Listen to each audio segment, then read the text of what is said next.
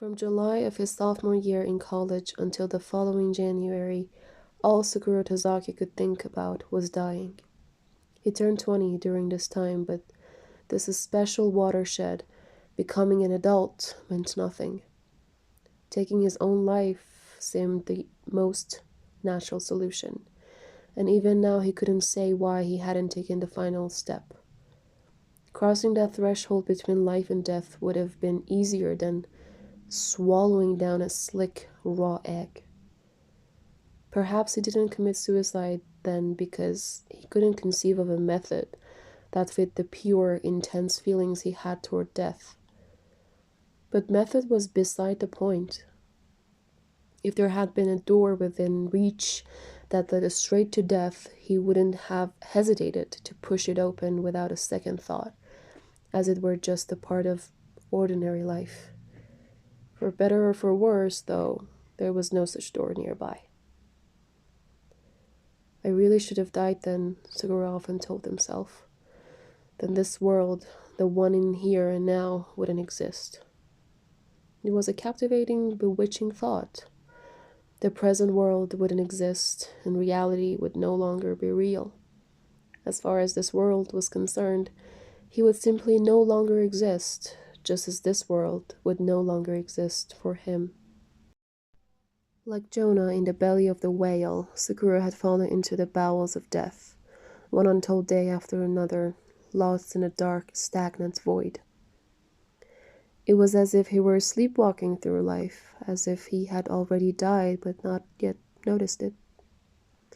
When the sun rose, so would Tsukuru. He'd brush his teeth, throw on whatever clothes were at hand, ride the train to college, and take notes in class. Like a person in a storm desperately grasping at a lamppost, he clung to this daily routine. He only spoke to people when necessary, and after school, he would return to his solitary apartment, sit on the floor, lean back against the wall, and ponder death and the failures of his life.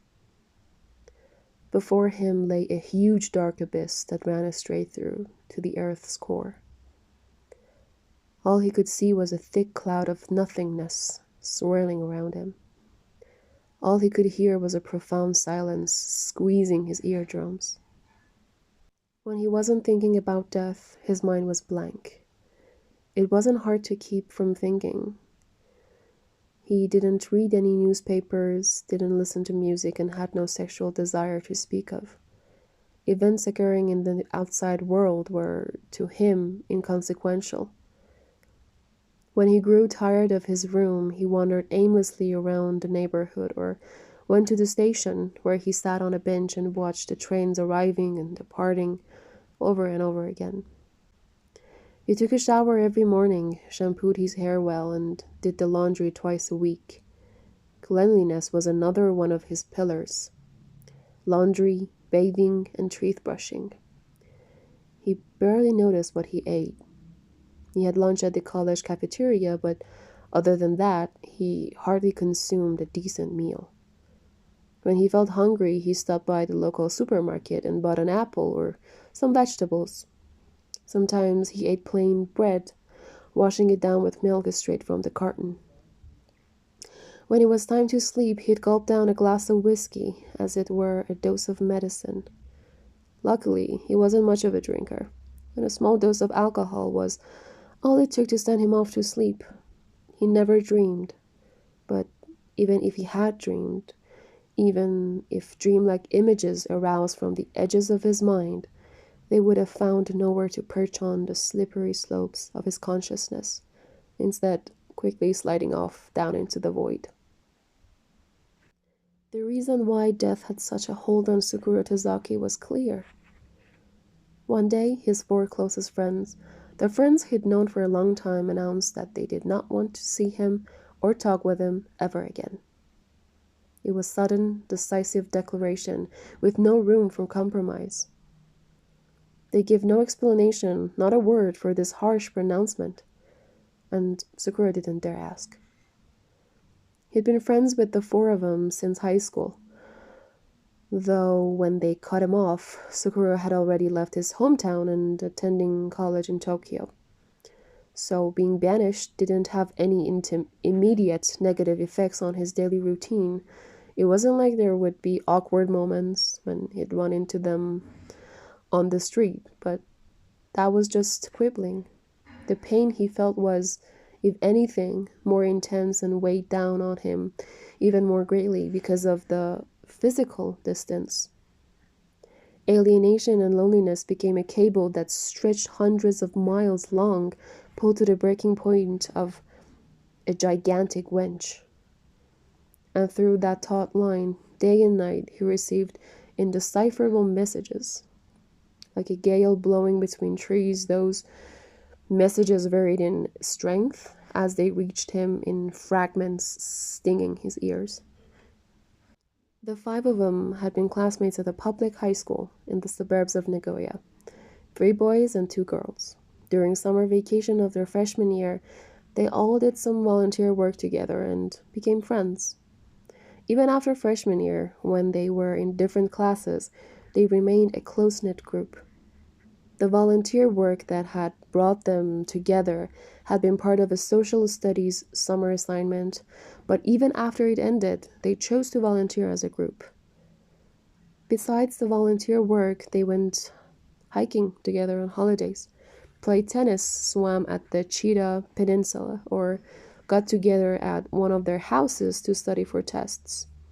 Or else, and this was what they did most often, they just hung out someplace and talked for hours. It wasn't like they showed up with a topic in mind, they just never ran out of things to talk about. Pure chance had brought them together.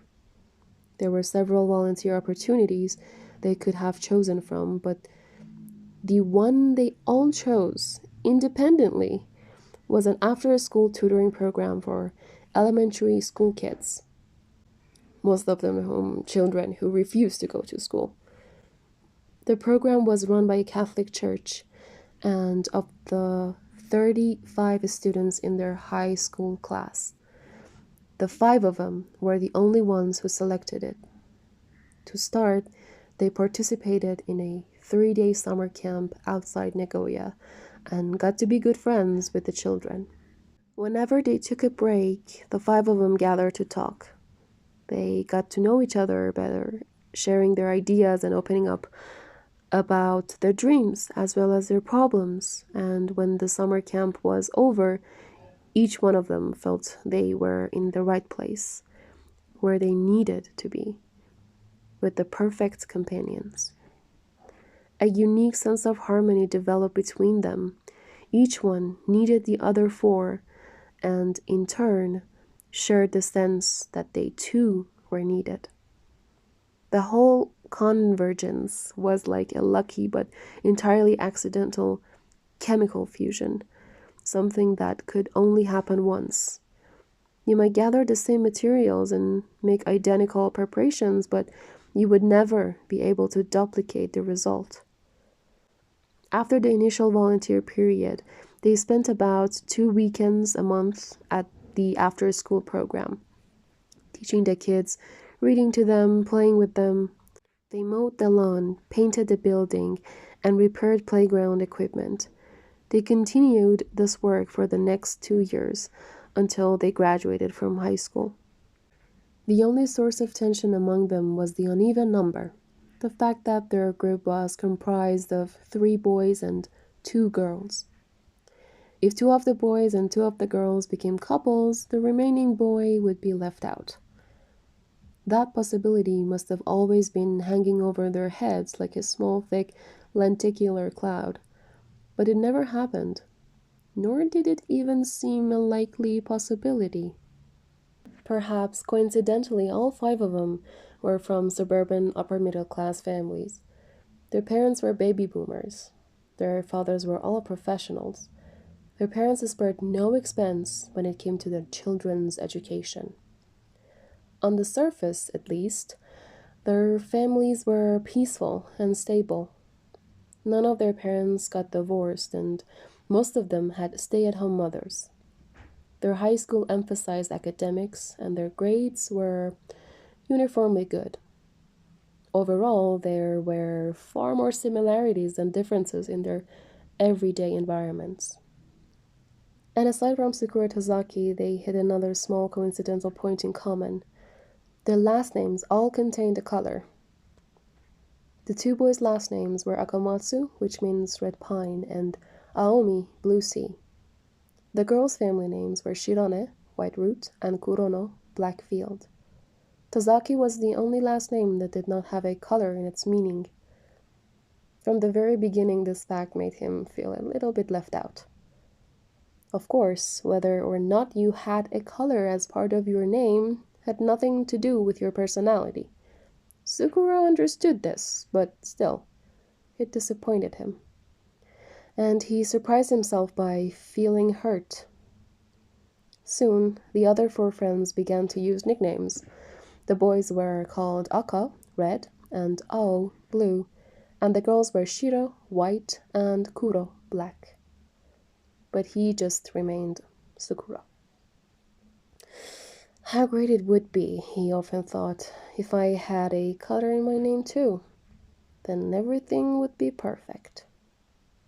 Aka was the one with the best grades. He never seemed to study hard, yet was at the top of his class in every subject. He never bragged about his grades, however, and preferred to cautiously stay in the background, almost as if he were embarrassed to be smart. But as often is the case with short people, he never grew past 5'3". Once he made up his mind about something, no matter how trivial it might be, he never backed down. And he was bothered by illogical rules and by teachers who couldn't meet his exacting standards. He hated to lose. Whenever he lost a tennis match, it put him in a bad mood. He didn't act out or pout. Instead, he just became unusually quiet. The other four friends found his short temper amusing and often teased him about it. Eventually, Haka would always break down and laugh along with them. His father was a professor of economics at Nagoya University. All was impressively built, with wide shoulders and a barrel chest, as well as a broad forehead, a generous mouth, and an imposing nose. He was a forward on the rugby team, and in his senior year, he was elected team captain. He really hustled on the field and was constantly getting cuts and bruises. He wasn't good at buckling down and studying, but he was a cheerful person and enormously popular among his classmates. He always looked people straight in the eye, spoke in a clear, strong voice, and had an amazing appetite, seeming to enjoy everything set down in front of him. He also had a quick recall of people's names and faces, and seldom said anything bad about anyone else. He was a good listener and a born leader. Tsukuru could never forget the way he'd gather his team around him before a match to give them a pep talk. "Listen up," Ao would bellow. "We're going to win. The only question is how and how much. Losing is not an option for us. You hear me? Losing is not an option." "Not an option!" the team would shout before rushing out onto the field. Not that their high school rugby team was all that good. Ao was clever and extremely athletic, but the team itself was mediocre. When they went up against teams from private schools, where players had been recruited from all over the country on athletic scholarships, Ao's team usually lost. "What's important," he'd tell his friends, "is the will to win. In the real world, we can't always win. Sometimes you win, sometimes you lose. And sometimes you get rained out," Kuro remarked with typical sarcasm. Ao shook his head sadly. "You're confusing rugby with baseball or tennis. Rugby is never postponed on account of rain." "You play even when it's raining?" Shiro asked, surprised. Shiro knew next to nothing about sports and had zero interest in them. "That's right," Haka said seriously.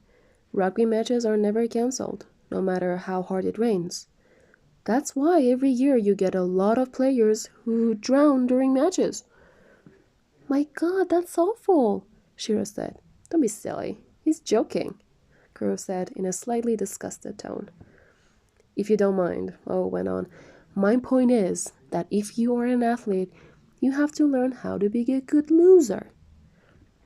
You certainly get a lot of practice with that every day, Kuro said. Shiro was tall and slim, with a model's body and the graceful features of a traditional Japanese doll. Her long hair was a silky, lustrous black. Most people who passed her on the street would turn around for a second look, but she seemed to find her beauty embarrassing. She was tall and slim, with a model's body and the graceful features of a traditional Japanese doll. Her long hair, was a silky, lustrous black. Most people who passed her on the street would turn around for a second look, but she seemed to find her beauty embarrassing. She was a serious person who, above all else, disliked drawing attention to herself. She was also a wonderful, skilled pianist, though she would never play for someone she didn't know. She seemed happiest while teaching piano to children in an after-school program. During these lessons, Shiro looked completely relaxed, more relaxed than Tsukuru saw her at any other time. Several of the children, Shiro said, might not be good at regular schoolwork, but they had a natural talent for music, and it would be a shame to not develop it. The school only had an old upright piano, almost an antique, so the five of them started a fundraising drive to buy a new one. They worked part-time during summer vacation and persuaded a company that made musical instruments to help them out. In the spring of their senior year, their hard work finally paid off, resulting in the purchase of a grand piano for the school. Their campaign caught people's attention and was even featured in a newspaper. Shiro was usually quiet, but she loved animals so much that when a conversation turned to dogs and cats, her face lit up and the words would cascade out from her. Her dream was to become a veterinarian, though Sakura couldn't picture her with a scalpel slicing open the belly of a Labrador retriever or sticking her hand up the anus of a horse. If she went to vet school, that's exactly the kind of training she'd have to do. Her father ran an OBGYN clinic in Nagoya. Kuro wasn't beautiful, but she was eager and charming and always curious. She was large-boned and full-bodied and already had a well-developed bust by the time she was 16. She was independent and tough, with a mind as quick as her tongue.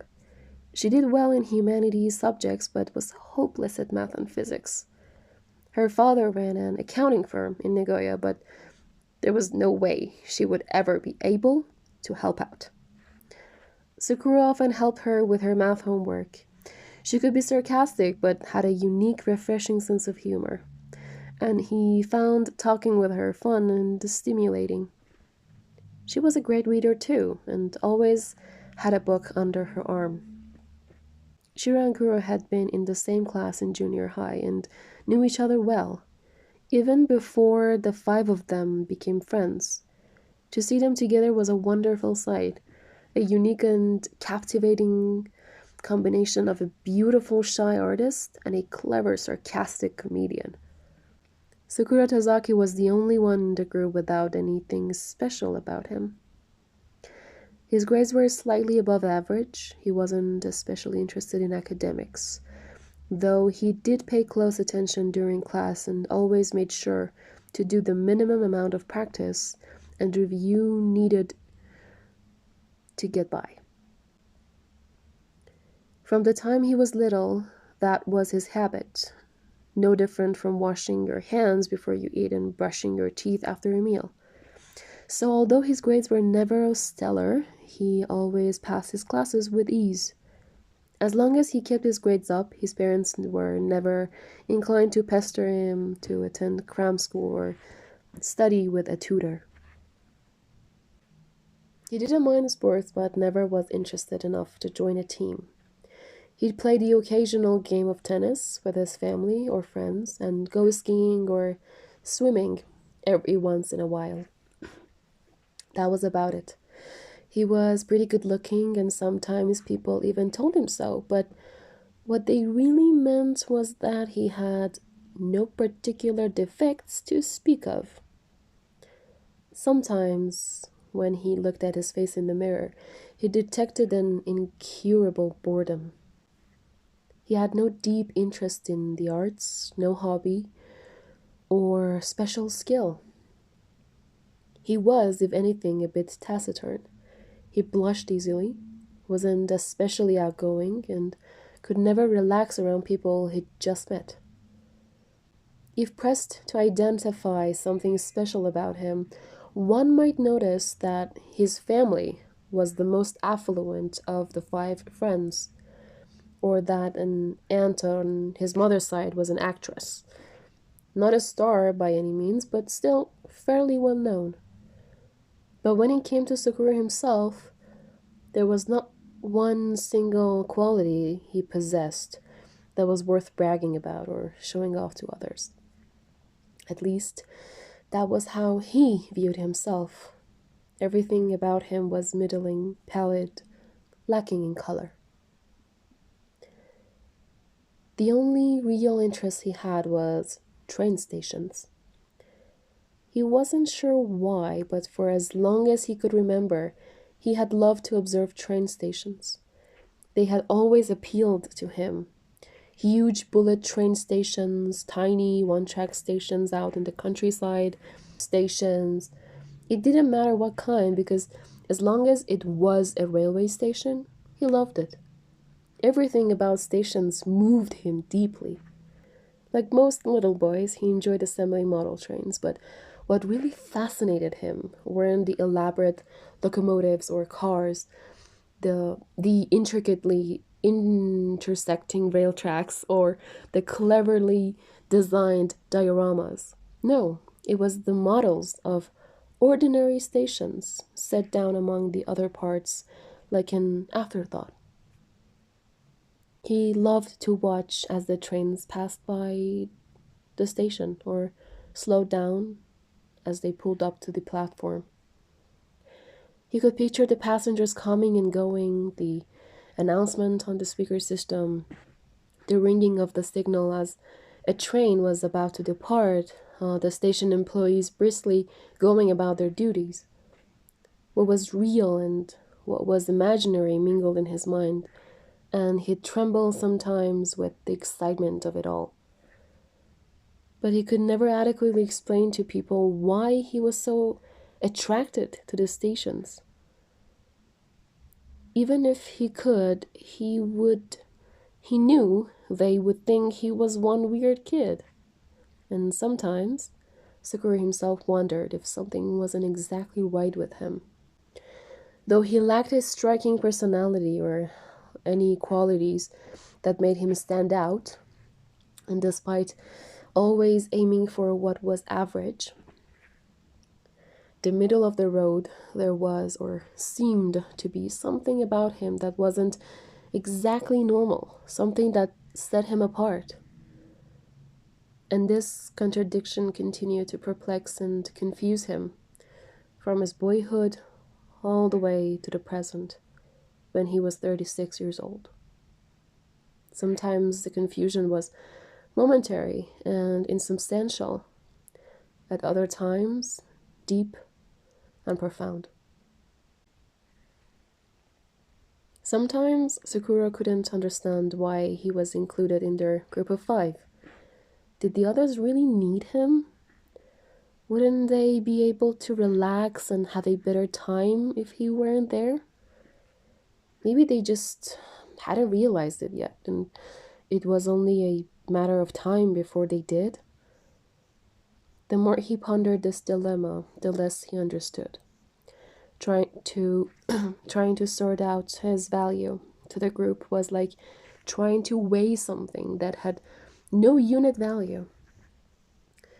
The needle on the scale wouldn't settle on a number. But none of these concerns seemed to bother the other four.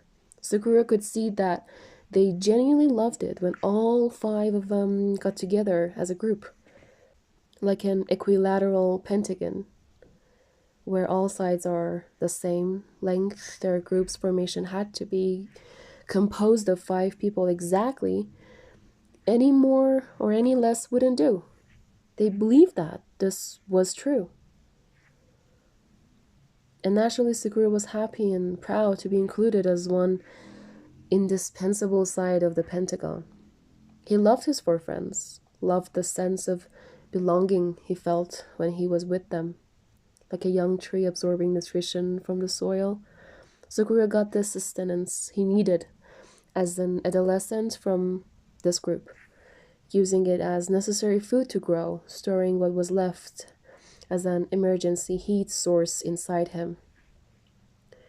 Still, he had a constant nagging fear that someday he would fall away from this intimate community or be forced out and left on his own.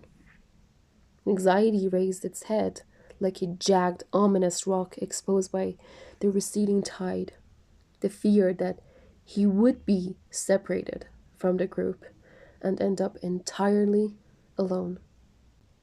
So you really liked railroad stations that much, ever since you were little?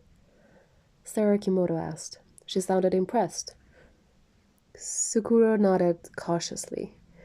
The last thing he wanted was for her to think he was one of those otaku nerds he knew from the engineering department at work, the kind who were so wrapped up in their jobs that work became their whole words. The way the conversation was going, though, she might end up thinking just that. That's right, he admitted. Since I was a kid, I've always liked stations. You've certainly led a very consistent life, she said. She seemed amused by it, but he couldn't detect any negativity in her tone. Why it had to be stations, I can't say. Sarah smiled. It must be your calling. Maybe so, Sakura said. How did we wind up talking about this? Sakura wondered. That had happened so long ago, and he'd much prefer to wipe it from memory. But Sarah, for whatever reason, wanted to hear about his high school days. What kind of a student was he? What did he do back then? And before he knew it, he'd segued into talking about his close group of five friends. The four colorful people and colorless Tsukuru Tazaki. Sarah and Tsukuru were at a bar on the outskirts of Ebisu. They'd had a dinner reservation at a small Japanese-style restaurant that Sarah knew. But since she had eaten a late lunch, and wasn't hungry, they canceled their reservation and went out for cocktails instead. Sakura wasn't hungry either and didn't mind skipping dinner. He wasn't such a big eater to begin with. He could get by on cheese and nuts at the bar. Sarah was 2 years older than Sakura and worked in a large travel agency. She specialized in package tours abroad and took a lot of business trips overseas. Sakura, in his calling, worked for a railway company in a department that oversaw the design of railroad stations in the western part of the Kanto region around Tokyo. So, although there was no direct connection between their jobs, in a way they both involved aspects of their transportation industry. He and Sarah had met at a party to celebrate his boss's newly constructed house, where they had exchanged email addresses. This was their fourth date. After dinner on the third date, in what seemed like a natural progression of events, they had gone back to his apartment and made love. Today was a week later, a delicate stage in their burgeoning relationship. If they continued to see each other after this, things would surely get more serious. Tsukuru was 36, Sarah 38. This wasn't, of course, some high school crush. From the first time he saw her, Tsukuru had liked Sarah's looks. She wasn't typically beautiful. Her prominent cheekbones gave her an obstinate look, and her nose was narrow and pointed, but there was something indefiably vital and alive about her face that caught his eye. Her eyes were narrow, but when she really looked at something, they suddenly opened wide. Two dark eyes, never timid, brimming with curiosity. He wasn't normally conscious of it, but there was one part of his body that was extremely sensitive. Somewhere along his back, this soft, subtle spot he couldn't reach was usually covered with something so that it was invisible to the naked eye. But when, for whatever reason, that spot became exposed and someone's finger pressed down on it, something inside him would stir. A special substance would be secreted, swiftly carried by his own bloodstream to the very corner of his body. That special stimulus was both a physical sensation and a mental one, creating vivid images in his mind. The first time he met Sarah, he felt an anonymous finger reach out and push down forcefully on that trigger on his back. The day they met, they talked for a long time. Though he couldn't recall much of what they said, what he did recall was the special feeling on his back and the indefinably thrilling sensation it brought to his mind and body. One part of him relaxed, another part tightened up, that sort of feeling. But what did it mean? Tsukuru thought about this for days, but he was not by nature adept at abstract thinking. So Tsukuru emailed Sarah and invited her to dinner. He was determined to find out the meaning of that feeling, of that sensation. Just as he appreciated Sarah's appearance, he also enjoyed the way she dressed. Her clothes were always simple and subdued, but they were lovely and fit her perfectly. Tsukuru could easily imagine, though, that what appeared to be simple outfits had taken much time to choose and also hadn't come cheap. Her accessories and makeup, too, were low-key yet refined. Tsukuru himself wasn't particular about clothes, but he'd always loved seeing a well-dressed woman, just like he enjoyed listening to beautiful music.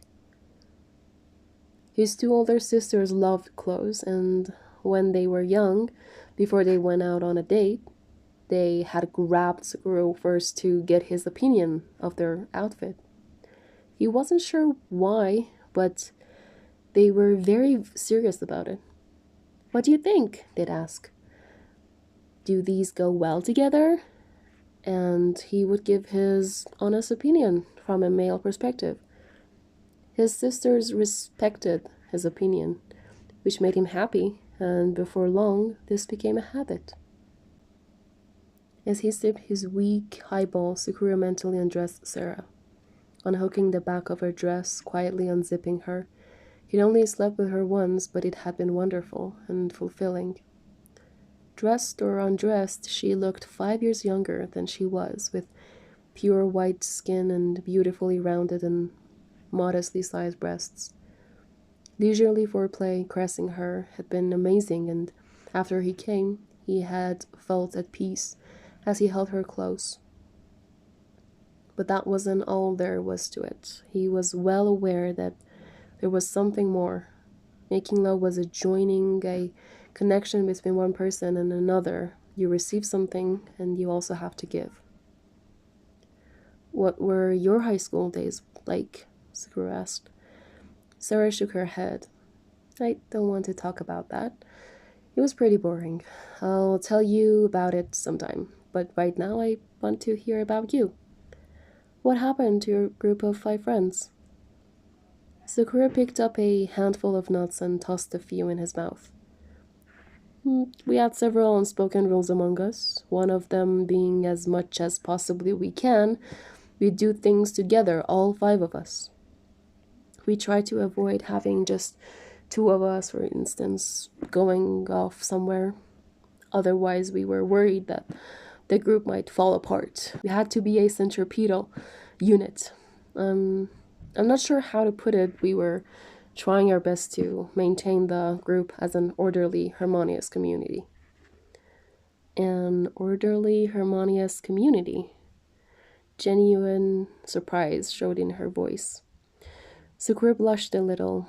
We were in a high school and had all kinds of weird ideas. Sarah looked intently at Tsukuru, cocking her head a degree or two. I don't find it weird, but what was the purpose of that community? The original purpose, like I said, was to help out at an after-school program. This was where we all met, and we all felt strongly about it. It remained an important collective goal, but as time passed, simply being a community ourselves became one of our goals too. You mean maintaining the group itself and keeping it going became one of your aims? I guess so. Sarah narrowed her eyes in a tight line, just like the universe. I don't know much about the universe, Tsukuru said, but for us, it was very important. We had to protect the special chemistry that had developed among us, like protecting a lit match, keeping it from blowing out in the wind. Chemistry? The power that happened to arise at that point, sometimes that could never be reproduced. Like the Big Bang. I'm not sure about that, Tsukuru said. Sarah took a sip of her mojito and examined the mint leaf from several angles. I went to private girls' schools, she said, so I really don't understand those kind of co-ed groups at public schools. I can't picture what they're like. In order for the five of you to maintain that community so it wouldn't fall apart, you tried to be as abstinent as you could. Is that how it worked? Abstinent? I'm not sure that's the right word. It wasn't something that dramatic. It's true, though, we were careful to keep relations with the opposite sex out of the group. But you never put that into words, Sarah said. Tsukuru nodded. We didn't verbalize it. It wasn't like we had rules or anything. What about you? You were with them all the time, so weren't you attracted at all to Shiro or Kuro? From what you told me, they sound pretty appealing. Both of the girls were appealing in their own way. I'd be lying if I said I wasn't attracted to them, but I tried as much as possible not to think of them that way. As much as possible? As much as possible, Tsukuru said. He felt like his cheeks reddening again. When I couldn't help thinking of them, I always tried to think of them as a pair. The two of them as a pair, Tsukuru paused, searching for their right words. I can't really explain it. I thought of them like they were a fictitious being, like a formless abstract being. Sarah appeared impressed. She thought about it. She seemed to want to say something, but then thought better of it. After a while, she spoke. So, after you graduated from high school, you went to college in Tokyo and left Nagoya. Is that right? That's right, Tsukuru said. I've lived in Tokyo ever since. What about the other four? They went to colleges in the Nagoya area. Aka studied in the economics department of Nagoya University, the department where his father taught. Kuro attended a private women's college, famous for its English department. All got into business school at a private college that had a well-known rugby team on the strength of his athletic abilities. Shiro finally was persuaded to give up on being a veterinarian, and instead she studied piano in a music school. All four schools were close enough for them to commute from home. I was the only one who went to Tokyo, in my case, to an engineering college. Why did you want to go to Tokyo? It's simple, really. There was a professor at my university who was an expert on railroad station construction. Constructing stations is a specialized field. They have a different structure from other buildings. So even if I went to an ordinary engineering school and studied construction and engineering, it wouldn't have been of much practical use. I needed to study with a specialist. Having such specific goals make life easier, Sarah said. Tsukuru agreed. So the other four stayed in Nagoya because they didn't want that beautiful community to break up. When we were seniors in high school, we talked about where we were going to go to college. Except for me, they all planned to stay in Nagoya and go to college there. They didn't come out and say it exactly, but it was obvious they were doing that because they wanted to keep the group together.